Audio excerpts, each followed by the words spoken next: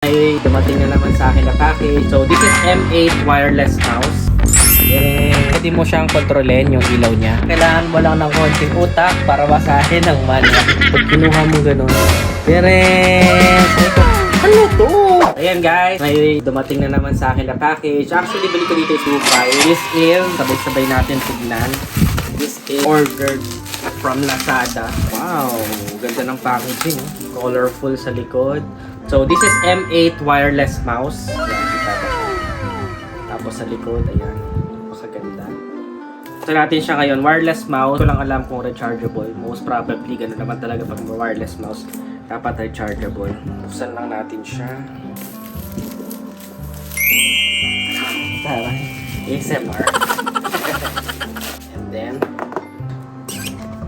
dito may bakat ng mouse sa loob. Ito na yung laman niya. So, this is content warning para sa mga may trypophobia. Yan. Tasbu. Pero ganyan kasi uso ngayon na mouse. Type-C na yung kanyang charge. Tapos, ayan yung ilalim niya. Plain lang siya. And then, machinite. Yan. Tapos, ayan, yung mga design niya. Parang honeycomb na ganyan. Tapos, ito nailaw yata itong sa pinaka-scroll. Lightweight. Magaan lang siya. Pero medyo malaki siya. Alam ko kasi yung iba yata ang labanan ay paliitan na pagaanan. Pero just in case nababother ka dito kasi meron kang trypophobia, takot ka sa mga butas-butas, pwede mo siyang takpan. Ayan. So, syempre, may advantage and disadvantage din yung pagpalit nito. Actually, ito pala yung pinapalitan. Ito mismo. Ayan o, natatanggal siya. Ayan. So, napapalitan ito. Ayan yung pinaka-battery niya. Dito sa gitna. So, ito napapalitan. Pero syempre, yung iba kasi ito talaga yung binabayaran. Yung ganitong style. Kasi ito yung parang top of the line na maganda. So, syempre, kung nababother ka dyan, ito yung papalit mo. Solid na plastic parts niya. Tapos ganun lang. Yan, magnetic lang.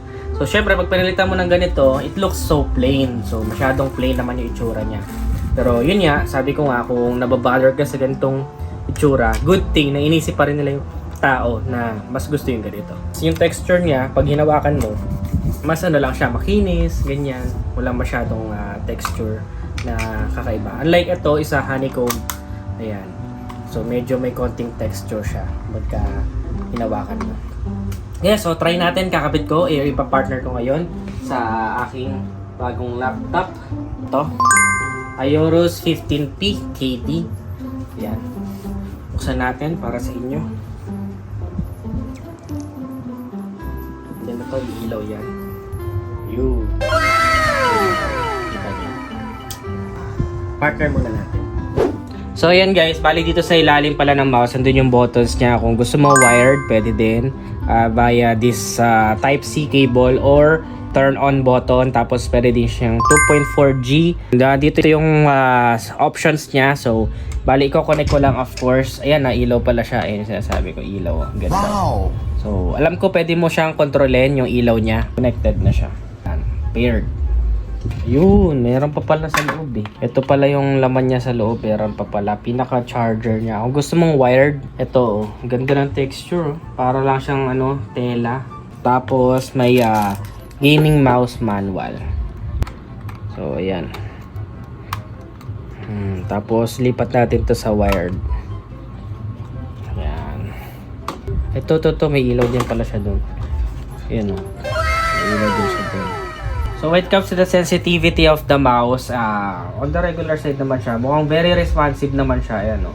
So good to for gaming though. Yung size niya is medyo malaki. And kung sanay naman kayo sa malaki, kasi usually hindi naman big deal yung mga mouse sa mga gumagamit. Pero ako kasi okay naman sa akin yan. Pero naghahanap din ako syempre ng maliit lang, parang mas handy. Pero so far okay naman to yung itsura niya. Mukhang quality.